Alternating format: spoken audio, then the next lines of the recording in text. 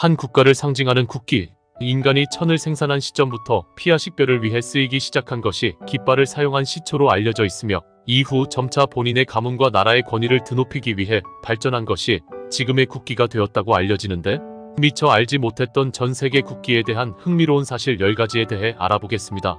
흥미로운 이야기는 묘하니. 최초의 깃발.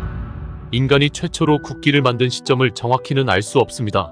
인간은 역사를 기록하기 훨씬 전인 고대부터 전쟁이라는 행위를 해왔고, 이 과정에서 피하 식별을 하기 위해 깃발을 사용한 것이 오래되었기 때문이죠.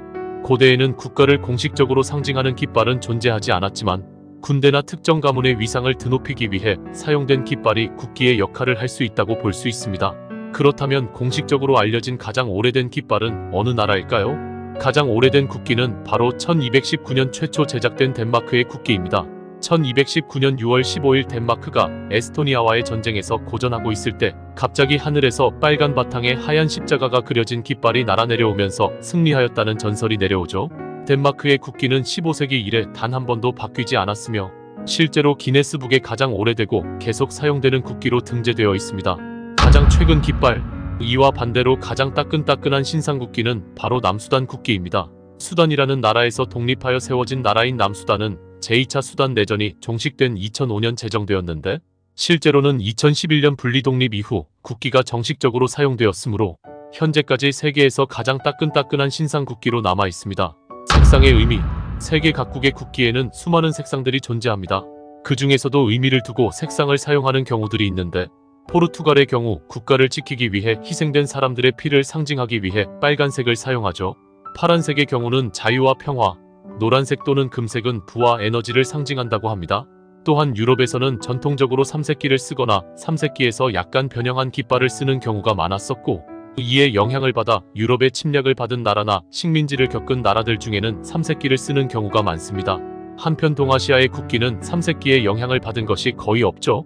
다만 북한만이 소련의 영향을 받아 삼색기를 변형하여 공산주의 표식을 붙인 인공기를 국기로 사용합니다.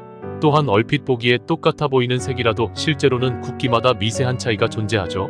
과거엔 사용되는 염료에 따라 미세한 차이가 있었어도 이를 세세하게 따지지 않았으나, 색상학과 인쇄술이 발달한 요즘은 나라마다 국기에 쓰인 색을 법으로 정해놓은 경우가 많은데, 이건 태극기도 마찬가지입니다.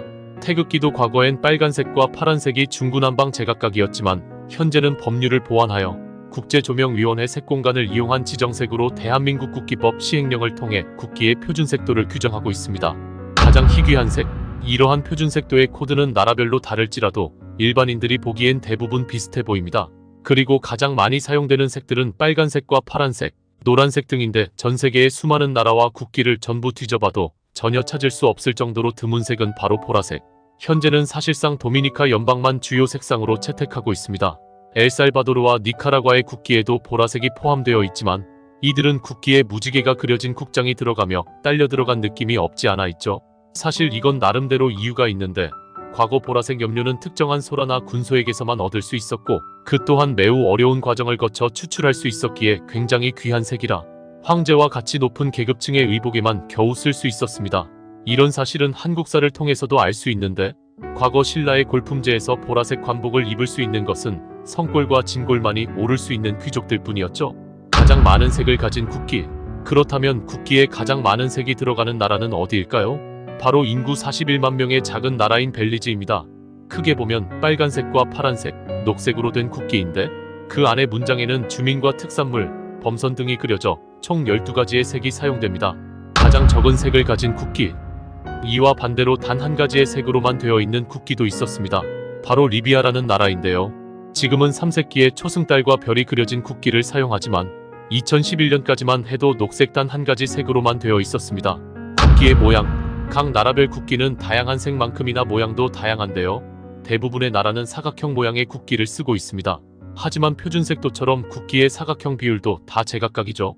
가장 보편적인 비율은 가로와 세로가 3대2 비율로 이루어진 직사각형인데, 우리나라를 포함해 일본, 중국 등 86개국이 이 비율을 사용하고, 그 다음이 2대1, 5대3 비율이 주를 이룹니다. 그런데 도대체 이게 어떤 비율인지 의아한 비율도 존재합니다. 대표적으로 엘살바도르의 국기 비율은 335대 189이며, 토고의 경우는 1.618대 1로 비율이 소수점까지 정해집니다. 정사각형 모양 국기. 이렇게 수많은 비율 중에서도 정확히 1대1의 정사각형 모양의 비율인 나라들은 단 두 곳뿐, 바로 스위스와 바티칸입니다. 유일하게 사각형이 아닌 국기, 또한 유일하게 사각형 모양이 아닌 국가가 있는데요. 삼각형 모양을 두 개 겹쳐놓은 듯한 모양의 국기를 가진 네팔이죠. 가장 복잡한 국기, 그렇다면 가장 복잡한 국기는 어느 나라일까요? 사람마다 의견이 다르지만 대체로 투르크메니스탄과 부탄, 벨리즈의 국기를 뽑습니다. 세 나라의 국기는 자국민들조차 완벽하게 그릴 수 있는 사람이 드문데 모양만 봐도 바로 이해가 가시지 않나요? 이 외에도 나라별 국기마다 다양한 모양이 그려져 있는데 동물과 식물, 왕관, 문자, 영토 모양, 심지어는 낫과 망치, 총기까지 그려져 있는 나라들도 있습니다. 그저 나라를 상징한다고만 생각했던 국기에 숨겨진 다양한 이야기들, 혹시나 반응이 괜찮으면 다음번엔 국기의 모양들에 대해 얘기해 보도록 할게요. 3가지 이상 몰랐던 이야기라면 구독과 좋아요 꼭 부탁드립니다.